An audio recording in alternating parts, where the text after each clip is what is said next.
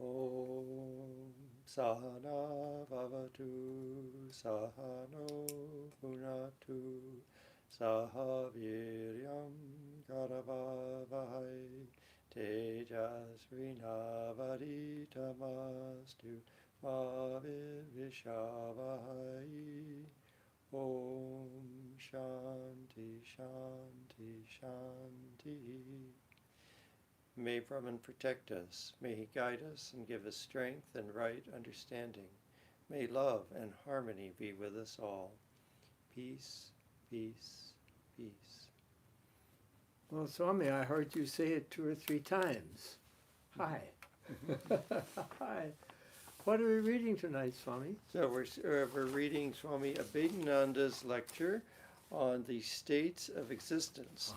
He gave a series of lectures which were later put together as a book called True Psychology, and they were given to people that were in the field, basically, in those days. This was been about 1920. You mean like so a little circle psychologists, philosophers, yeah, right. Wow. In New York City? Yes. Yes, and Swami Abhedananda, of course, was one of the direct disciples of Sri Ramakrishna. And he was at the New York Center for many years, close to 2 decades. Somebody pointed out to me just this week on the internet, reminded me that we have an audio copy of his voice. Mm-hmm. And you know what maybe we should do next week if we can? Bring it in here. Yes. All right. All right, so we're in the middle of this lecture on page 562. If anyone has the book, which volume is this? Volume 3. When a child is born, its brain receives the impressions or the sensations. It does not know what is going on in its system. At that time, the child is in a state of confusion because its mind is not able to discriminate, but yet it is receiving all the impressions that are coming through the doors of the sense organs. The eyes are made in such a way by nature that they can receive only the vibrations of the light. The vibrations of the sound will never affect the eyes, and the vibrations of the light will never affect the ears. The eyes and the ears are just like the different conduits closed in a box. One is impervious to the light, whereas the other to the sound waves. The optic nerves would be impervious to the sound waves, and the auditory nerves to the light waves. They are wonderful constructions of the nature. Of nature. Of nature, yes. We have a tendency to put a few extra thes in there. Well, it's very interesting. Proper names have, like Brahman is a proper name, really, has no the in front of it. And nature is a universal thing, like life, liberty, and the pursuit of happiness, or, liberté, égalité, fraternité, or sororité. But if it's a universal term in English, we don't have a the. So anyway, we're proving as we go, aren't we, Swami? Yes. Oh, favors. Through these conduits, the brain receives the impressions. The brain receives the impressions of light through the optic nerves. And the child, when it first opens its eyes, does not see anything. It simply finds then the light impression. It does not see light, although it is there. Then its mind is one with light. When a sound enters its auditory nerves and is carried to the brain, it comes one with the sound. They are in different parts of the brain. It would require some intelligent mind to connect these different centers. Just as you have different keys on the piano, and you will have to span your fingers in order to touch the different keys and get them together and mix them and fuse one into the other. That is not done by the brain itself. We have the same difference now. Our experience, he goes on to say, of the outside world to begin with is nothing but a confusion. And we do not know anything at that time. So, skeptical Western mind, I guess that's right. I don't remember. I can't speak from direct first-hand remembrance. But this seems to be kind of like a general consensus. And however reliable that is, I'll leave it to you. I suspect you're going to have to evaluate for yourself the reasonableness of this. But they're saying that the child is not able to distinguish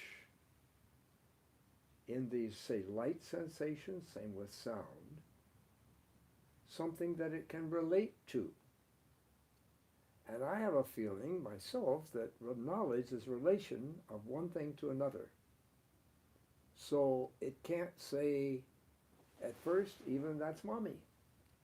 You see, it's got nothing in the cubby holes of the desk of the mind to associate the lights that are coming. But I don't think we need to infer, this is just for fun, each of you have your own view. I don't think we need to infer that by confusion, meaning a myriad of sense impressions coming in without any place to put them, the so-called discriminating faculty, which takes sense impressions and says, oh yes, that's Sam Jones walking down the street, has not had a chance yet to have these indiscriminate senses relate to something.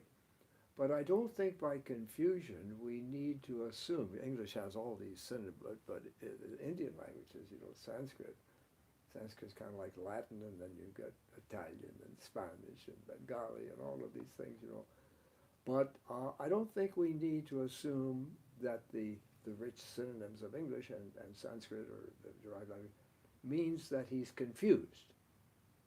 I don't think there's any sense of like wandering like a space cadet, or extravehicular activity, an astronaut.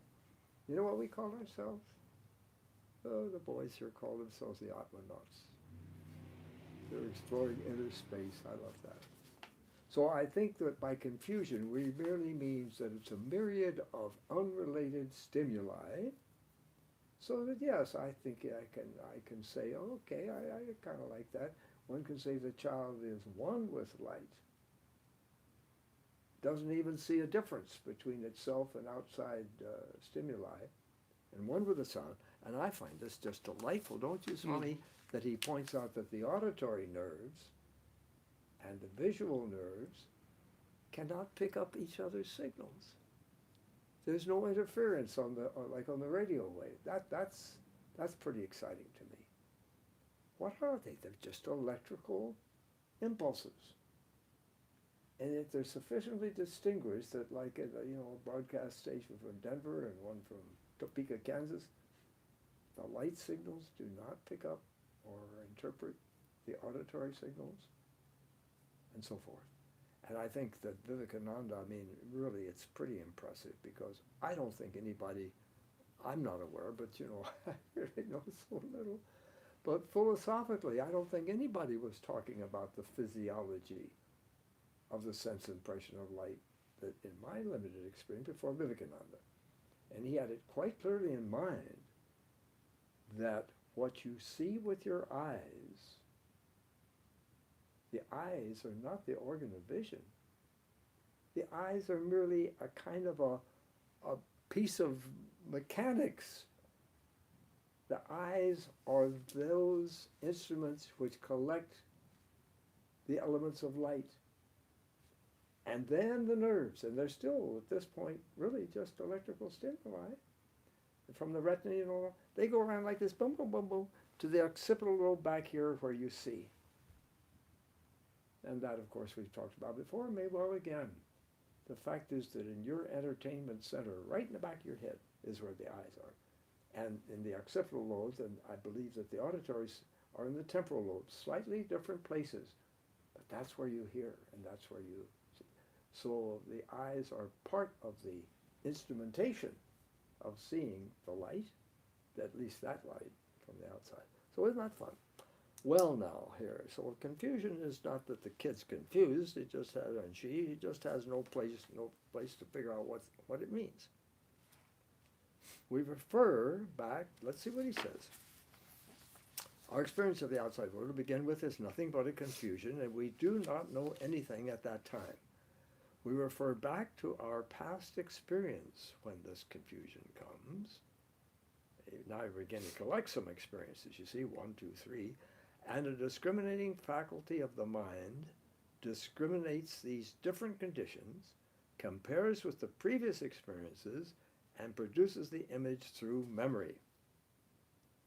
Well, pretty soon, I'd love to have these things timed. I happen to love a fellow named Jean Piaget, Frenchman. I love the Frenchman. As a Frenchman, and he figured out, studied the child, and I'd love to know how many seconds, how many days it takes for the child to recognize, having seen this set of stimuli, sensations frequently, mommy. But it doesn't take long. You know what the first word in every language is? I submit this is a little poetic exaggeration, and it happens to be the same word in every language. A, ma. Pretty soon they get the idea that face, maybe it's intuitive. I mean, after all, there's been 9 months of association, but pretty soon it gets the image, this is love, this is protection, this is safety, this is unity. And the loving, intuitive, instinctive look of the little bear on his face. I got a picture of it.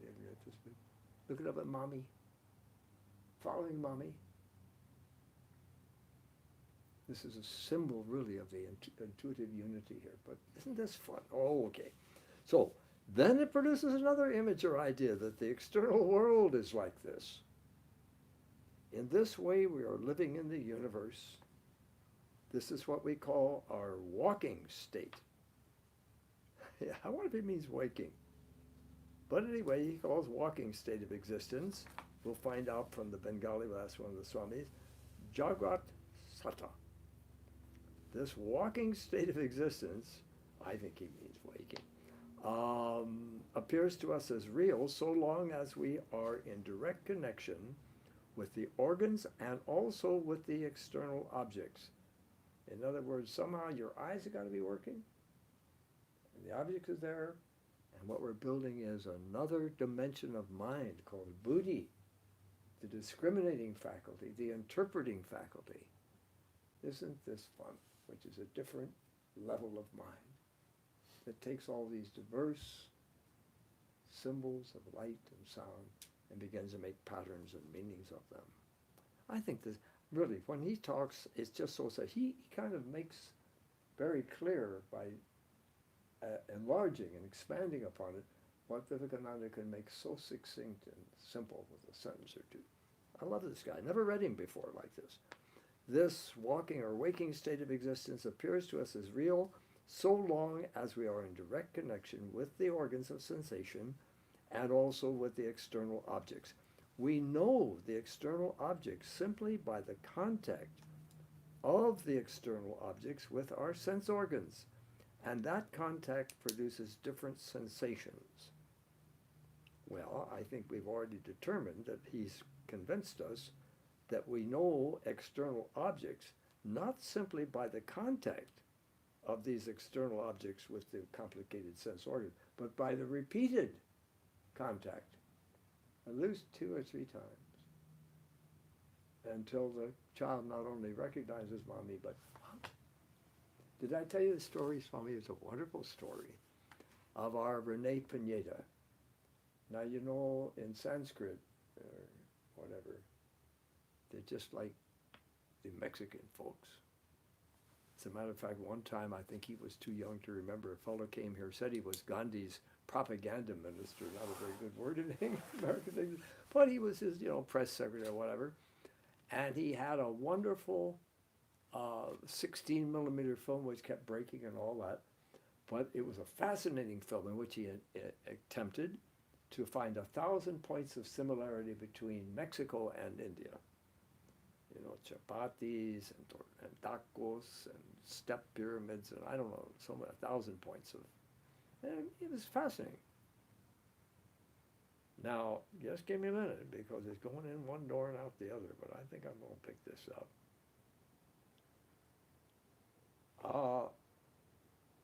In India, as in Mexico, they have the idea that the mind itself is the source of our sensations. Now, in the West, John Locke thought that our mind was like a blank slate and the sense impressions would fall. It's all stimulus response. It all has to start out there. But in India, I don't know about in India they got the idea that the mind itself goes out and reaches around and like a monkey's tail, just like Whitehead, for instance, gets the lamp. And then those stimuli find, you see, like that. It surrounds the external world. Something goes out like that. But anyway, all these things are quite intriguing to me. So we know the external objects simply by the contact of the external object with our sense organs, and that contact, repeated several times, produces different sensation. Well, that these are interpretable. These sensations are changeable. They are either agreeable or disagreeable. But the important thing is this discerning faculty that decides, interpreting faculty, what they mean. They are either agreeable or disagreeable. When they're agreeable, we call them pleasant. And when they're disagreeable, we call them painful. So it's all starting from zero. I love it, the infant. What I wanted to tell you was this. The Mexican people and the Sanskrit people are not afraid of naming their babies after divine entities. The Americans are a little shocked when they find that the newborn baby, oh, you have a baby. Yes, just born. Well, what did you and your wife decide to call the baby? Jesus. Jesus. No problem. As a matter of fact, Eduardo, our gardener, I think we mentioned this maybe the other week, and his wife just had a baby a year ago or something. The baby loves Abhedananda, this mutual, and the baby's name is Jesus. So I'm saying, you should know that Jesus was born again in Los Angeles. Same thing, Swami Swahananda gave Rene Pineda, who spent 20 years in Swamiji house. He lived there for 20 years. He gave him the name Vedanta. So when he was at Swamiji house, his daughter came in with her newborn baby to see Granddad. And the baby smiled at Rene, now called Vedanta, which was Ramakrishna's name as a baby. So the young boy. And he said, look, he's smiling at me. And his daughter, a thoroughly modern building, modern young mother, said, oh, Daddy, he's not smiling at you. That's just, what do they call it? Just involuntary smile. He said, I knew he was smiling at me. Because before I picked him up, he was looking all around the room. When I picked him up, he looked at me and smiled. And then Rene, giving the greatness of the East, incidentally, Rene's of Mexican descent. And not only that, he's of American descent, more American than anybody I know that claims otherwise, because his folks were in Arizona before there was even Spanish rule of the colonies there. So he's bringing the consciousness of Eastern spirituality to this discussion. He said it was the Atman calling onto the Atman. So we got painful things, we got agreeable things. So the feelings of pain and pleasure are not real things. They appear to be real for the time being, but they're like an infinitesimally small point in the chain of the various sensations that are coming in a stream and entering into our brain in the form of a stream. Now, the beautiful thing about Vedanta is nobody is asking you to agree to anything. Nobody is saying this is the gospel truth. This is the saying of a very wise man who happened to be illumined, and we feel sure that all 16 disciples of Swami Krishna had Nirvikalpa Samadhi. That was our founding Swami's impression, and he had Sarvakalpa Samadhi, which is lower Samadhi. So yes, a man of wisdom, but we don't have to accept it, and I would invite each of you that are interested to think about these things, think on these things, and decide if it seems real relevant to you. Swami, you got all night. Yeah, it seems like some things might just be neutral too. I don't know. That's true. Why not? But Good point. our brains do seem to be pre-wired to recognize faces. It's kind of interesting. Soon. Yeah. The feelings of pain and pleasure are regarded like the dreams, and these will give up a real, this is a peculiarly worded sentence, this will give up a real definition of the Christian Science theory, that we must not think that we have pain, pleasure, that we have pain, pleasure, this feeling and that feeling, because they are all like delusions. But our existence, which is inseparable from us, gains from them knowledge or intelligence or consciousness. Now that will make us realize that we exist because we are conscious of our existence. In fact, pain is a feeling that comes and rises like a bubble in the small sea of our existence. When we feel a mosquito bite, a little sensation of pain feeling rises there like a bubble or wave, and we are conscious of it. But after a moment, it passes away, and another wave takes its place. Then it catches our attention and stays there for a while, and then it passes away again. And this is our life. Why don't you go on for a while, buddy? I like to. Yeah, and of course, Christian Science was very popular back especially in the East Coast. He lectured both in Boston and other places in the East Coast. Okay. Let us now let me give you an example of an existence. Just think that you are now here in this place. But how do you know that? Who tells you about the fact that you are here? How can you prove that some other spirit has not entered into your body and is not sitting for you? Can you prove it? And if you can, then what would be your standard of proof? To this, it can be said that your standard of proof would be your knowledge. If you are conscious of your sitting there, then you know that you are sitting there. Do you need any other proof outside of your knowledge? No, it is sufficient. You do not require someone else to convince you that you are sitting there. That proof is enough for you. If the whole world says that you are not sitting there, but a ghost is sitting in your place, you would not believe it, because you know better about your own existence. And this existence is the only reality that is worth having. Everything that exists in relation to you is secondary. First, you exist. Then something else outside of you exists. But if you doubt your existence, which is the primary condition of your knowledge, then everything else falls to pieces. There is no question about it, because it is the final analysis in both the psychological and philosophical studies that your real existence is one with your knowledge. You cannot separate your existence from your knowledge, because existence and knowledge are inseparable. Try to separate your existence from knowledge. You cannot. Footnote.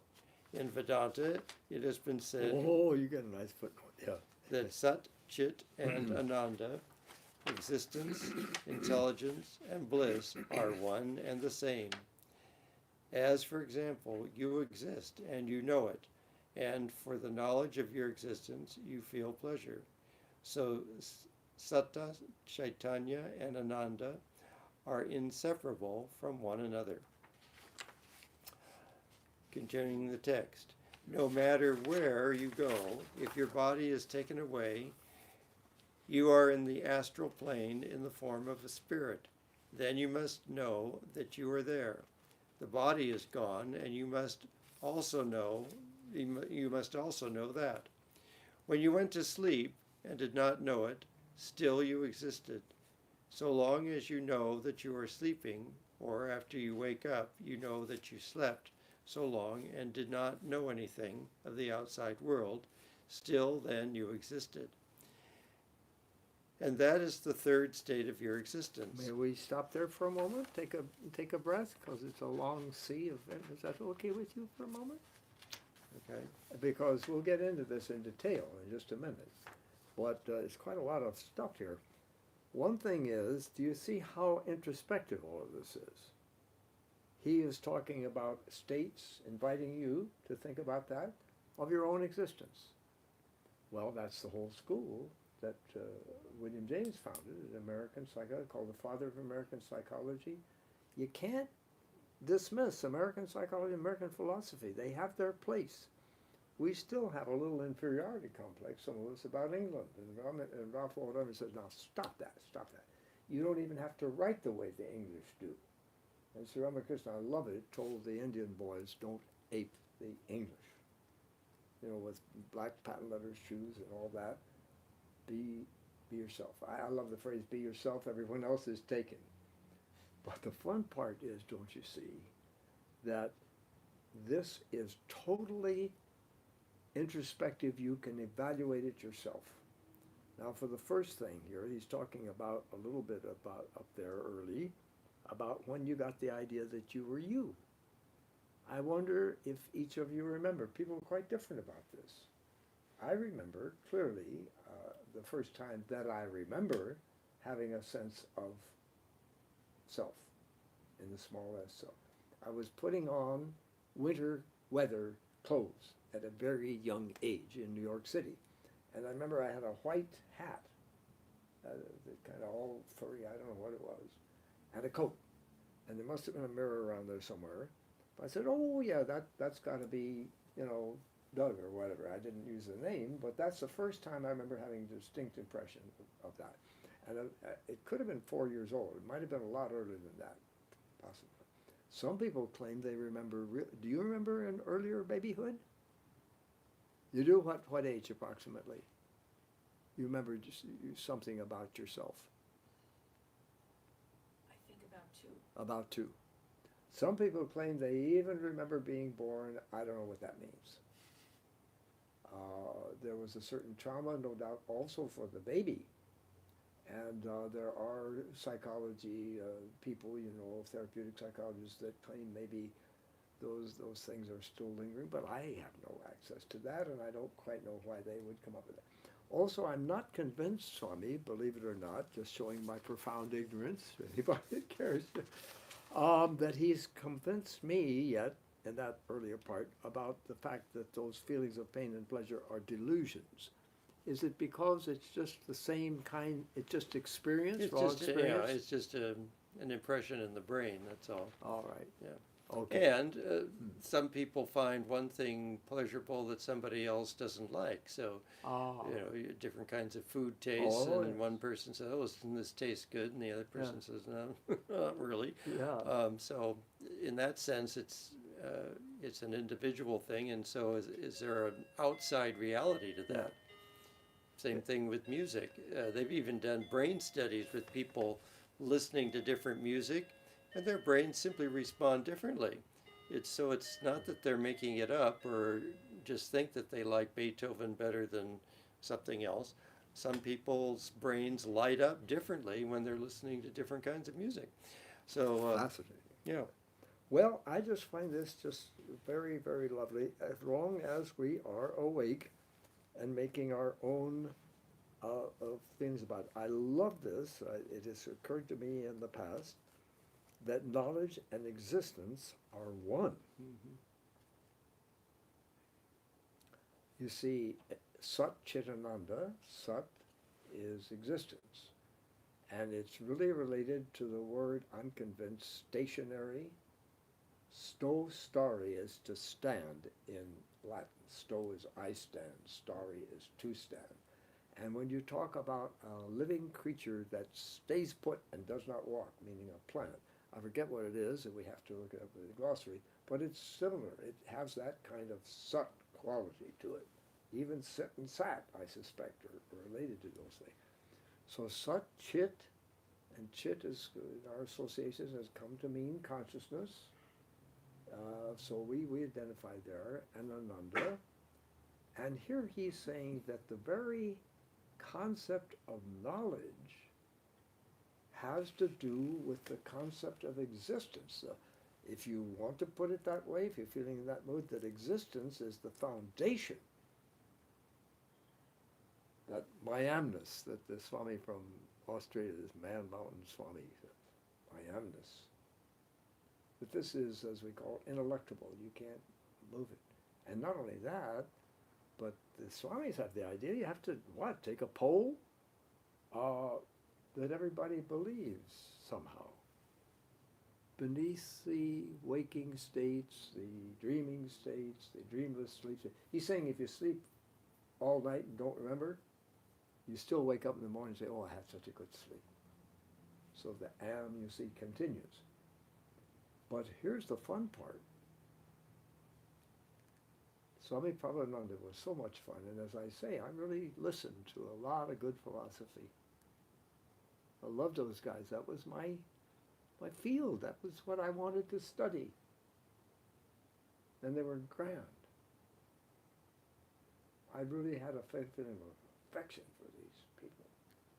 And Swami Prabhupada, in his book, The Spiritual Heritage of India and other places, who I now realize only this a few months ago, recently, studied philosophy as well as Shakespeare in college. The best describer of Western philosophy I know, because he's making sense, he understands. So bear with me now.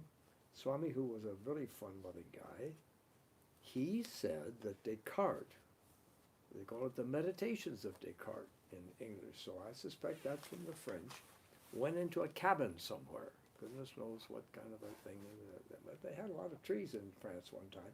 You see a picture of France about 400 AD in the current era, and it looks like, the natural forests of the United States, mostly covered with trees and birds. And they cut them all down.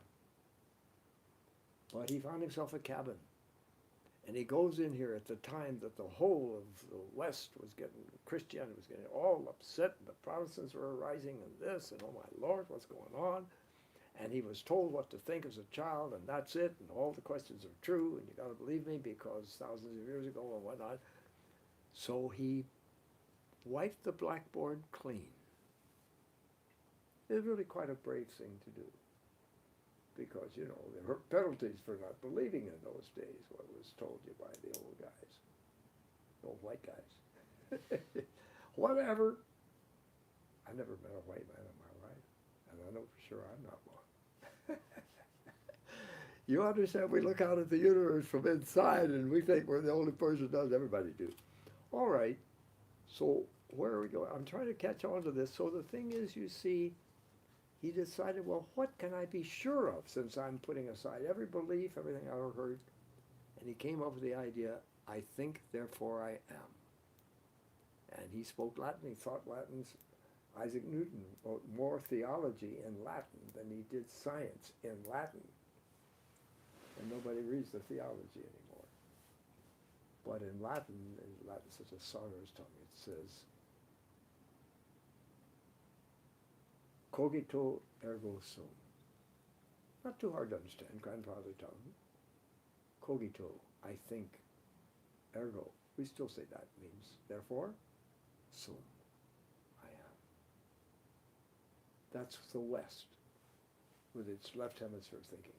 So Prabhupada comes in and he says, he should have said sum, ergo cogito. Are we with that? That's just so huge. So there's a modern joke is that Descartes was at a restaurant in France, and he was staying too late, 10 o'clock, 10:30.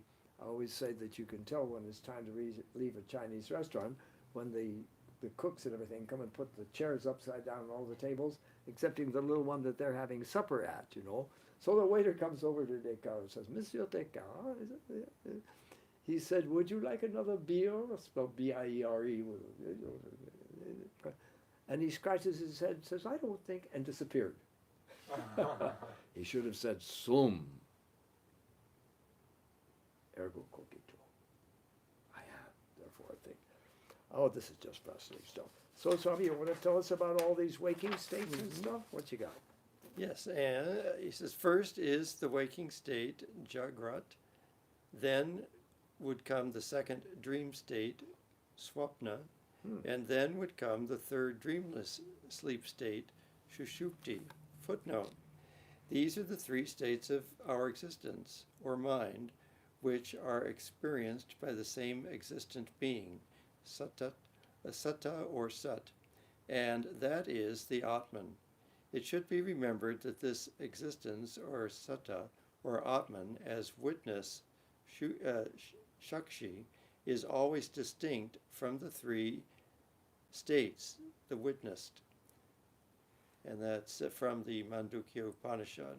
Okay, with all these things, now we're getting an idea that in India they have a level of awareness that's deeper than what most of us say is the extent of our experience. The waking, dreaming, and dreamless state. They're talking about another whole level of awareness.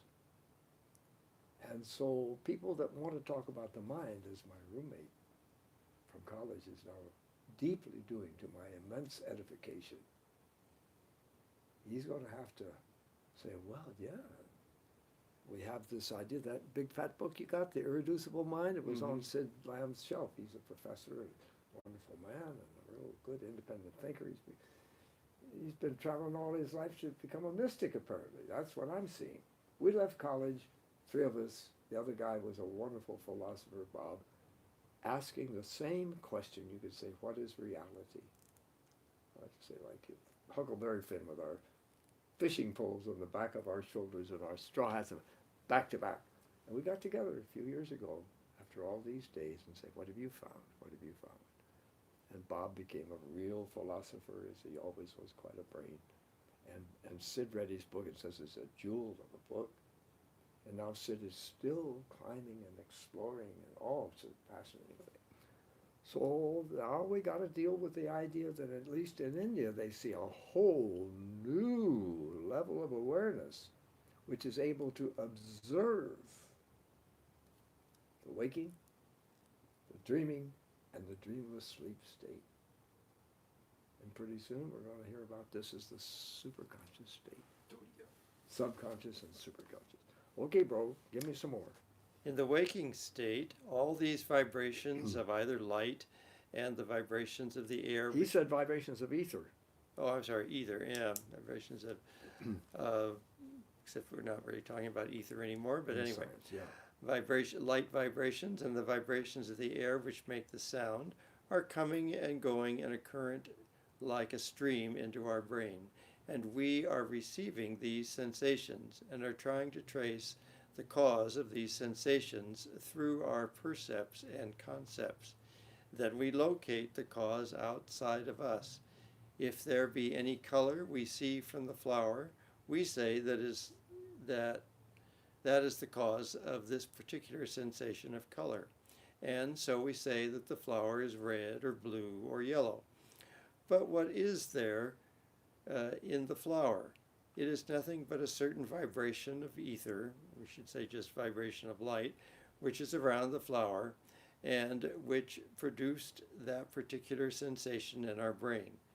And we call it the color. Swami, this is just so profound. The yellow flower absorbs all of the other colors of the rainbow except yellow and sends those electronic vibrations, no color at all, just electrical waves, out. They reach our eyes, which goes around with those little wires, you know, little nerves that Swamiji found down. There's where the yellow is. It's in the back of our head. Now, this is absolutely revolutionary, earth-shaking. We've mentioned it before. I'm not sure in this context. John Locke, who is the father of the United States Constitution. All of those people that wrote the Constitution were steeped in John Locke. He was a total revolutionary. He was the penultimate, the prevailing revolutionary. He helped write the Constitution of the colony of North Carolina. He said, if the yellow is in the back of your head, and if so much of the rest of what you call the universe is the construct of your own mind.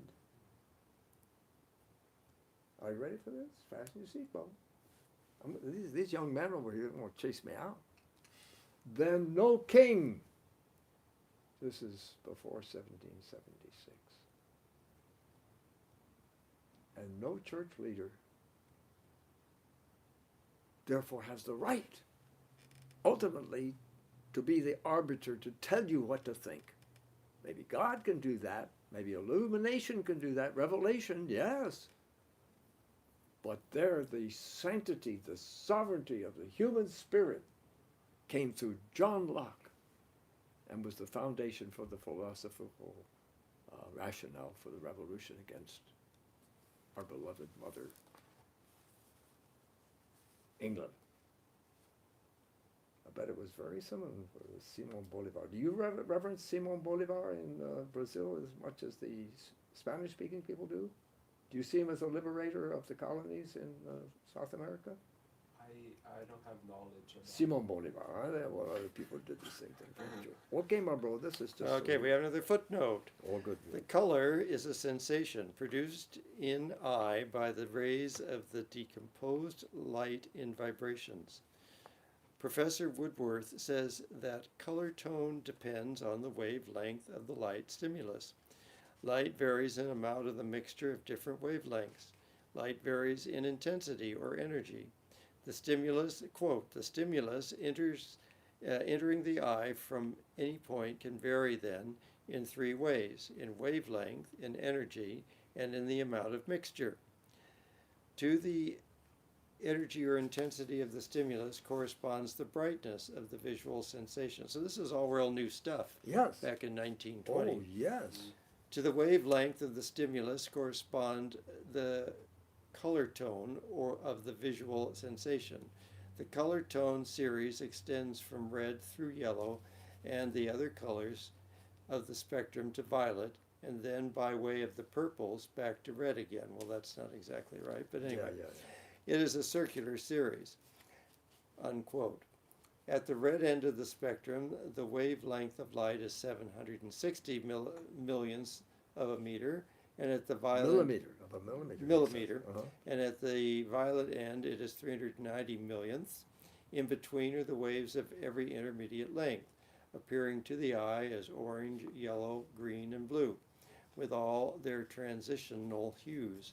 A wavelength of 600 gives yellow, one of 500 gives green, and one of 470 gives blue, etc. From Psychology, pages 365, so forth. And of course, now also there's the combination of wavelengths gives different colors. So you may your eyes have three different cone cells, each peaking at a different wavelength, and it's the your brain compares how much each of those cones is being stimulated, and that's what gets interpreted as this color or that color. Excuse me, but this is just fabulous. My problem is, I have a problem, that too many boys that I know, in my own experience, live in cities. This is what's happened since 1905 in this country. United States, about 1905. I think it was 95% rural and 5% city. Now it's about the other way. I mean, 5%, 4 or 5% of our people, are you with me, are feeding the United States and a large part of the world. So the city is a fairly newfangled thing, maybe 6,000 BC. I don't know. Jericho's the oldest continuously inhabited city in the world, as far as I know. They got levels of it. But the city is fairly new for us. We've been around for 100,000, 200,000 years in probably Homo sapiens form. But whatever it is, we're just trying to get the hang of it. And we're not that good at it yet. But this is where I feel pity or sad for the city boys. Dad would be out there farming before he became a chemistry teacher at wonderful public schools. It was a college prep school in New York and kicked out a few Nobel Prize scientists. And he'd see the rainbow. And he told me the colors are either Roy-G-Biv or Vibgyor. Red, orange, yellow, blue, indigo, violet. And when you see a double bow, I mean, without having seen the double bow, man, you just he felt sad for kids that were culturally deprived in New York, and by that he meant that had never read Mother Goose. And he tried with high school boys that wanted to become doctors to remedy that situation. But by golly, when you're out there and you see a double rainbow, and sometimes you can see it very bright, one of them is Roy-G-Biv, and the other is Vibgyor. The one starts with red, yellow, and the other starts the other colors. And oh yes, after you live in that farmland poetry, I can say after 600 and more thousand, 100,000 brave Americans, black and white, north and south, gave their lives during the recent unpleasantness, which in Alabama they still call the war between the states, or the War of Northern Incursion, for freedom. The debt was not fully paid. I lost two uncles, great uncles, in the Civil War. And their debt of their life was not paid because the promise to the freedmen and women was never paid. They said, well, we'll give you 100 acres of land and a mule and even $100. And they never did. And you want to know why the cities are roiled at certain parts of the city with torment and tempest? Not just one way, two ways. I've heard it said that there's sorrow, there's pain on both sides of the gun. The reason is that they never lived up to their promise.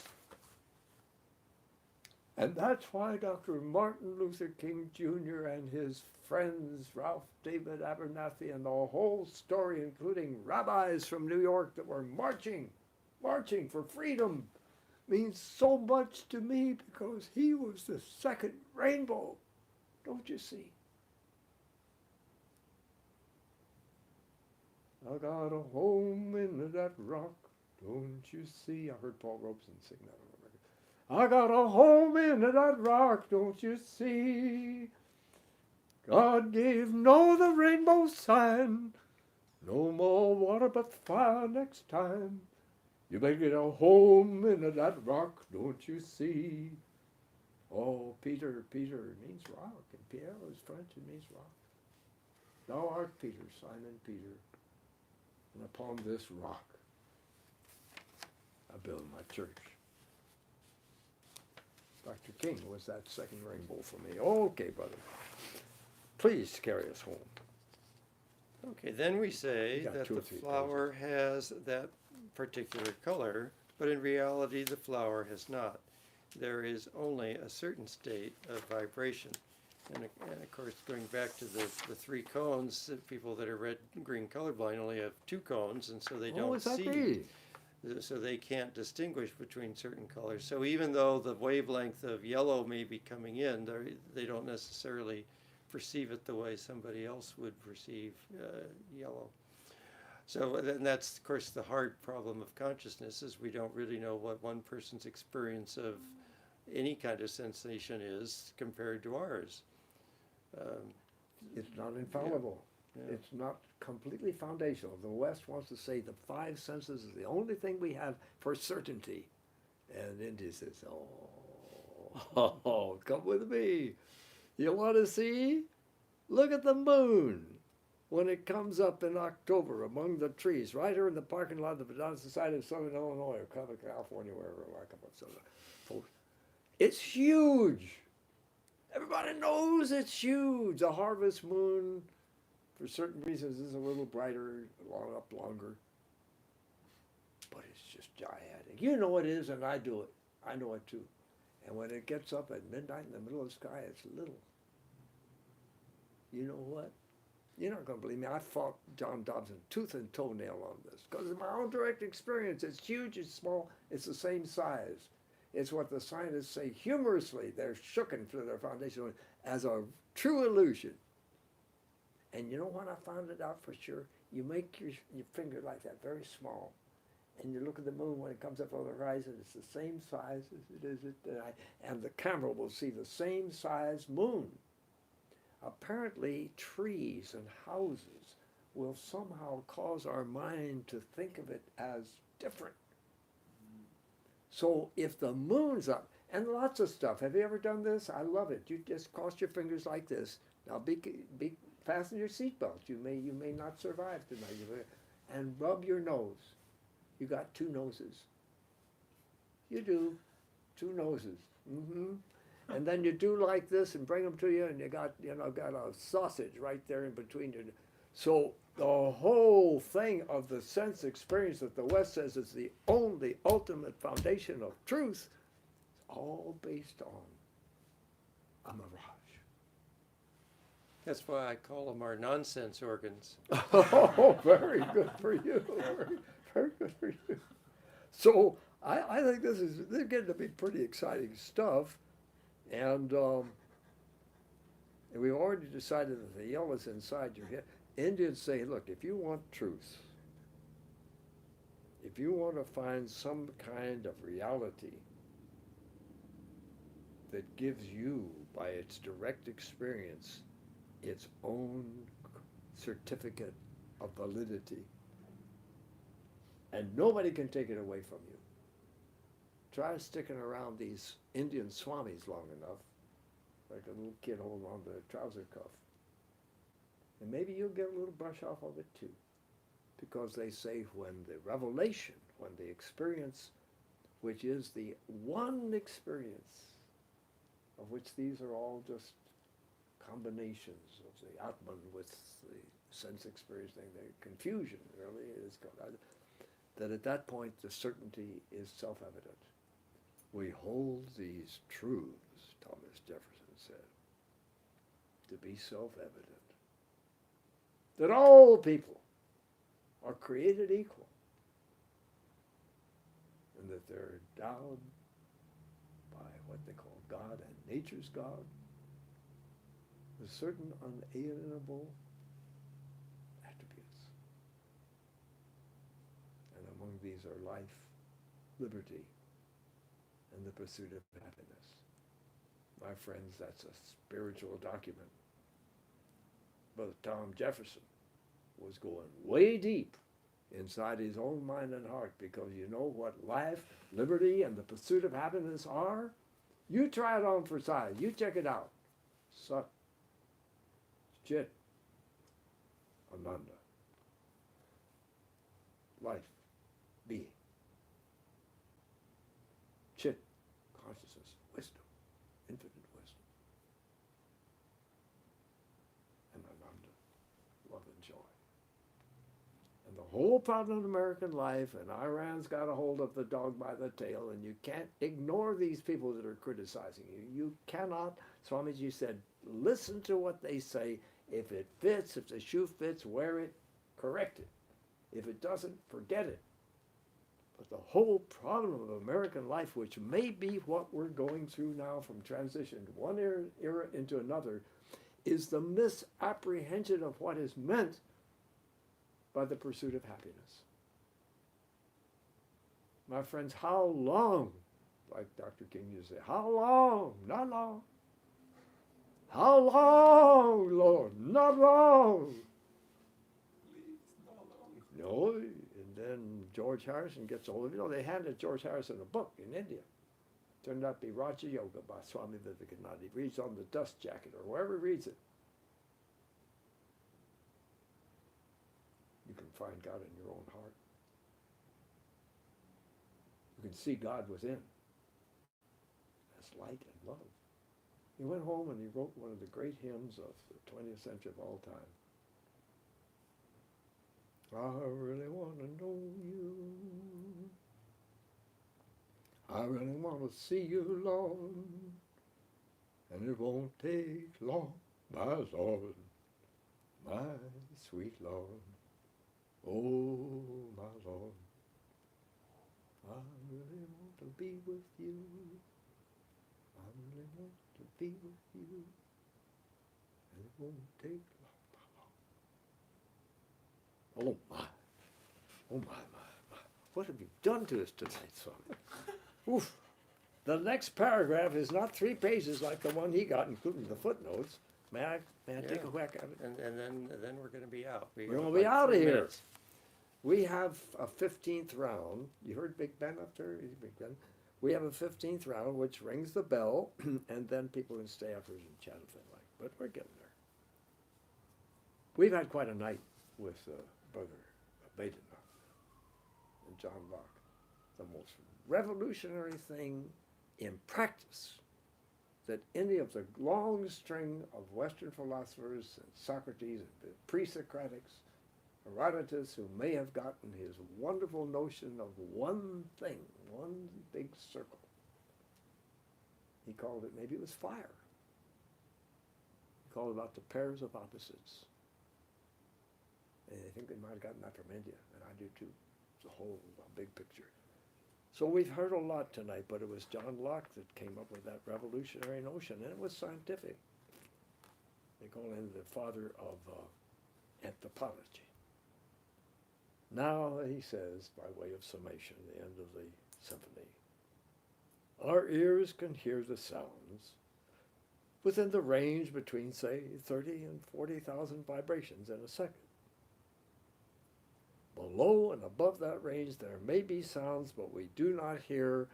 I don't know, some of you pull your right ear. Dad had these wonderful boys from New York City, Chinese boys, all kinds of boys, Italian boys. And he was a farmer from southern Illinois, and they just got on real good. So one day he brought a dog whistle in there. And he kept blowing it and said, tell me if you can hear it. And they could hear it and hear it. And then he blew it, and nobody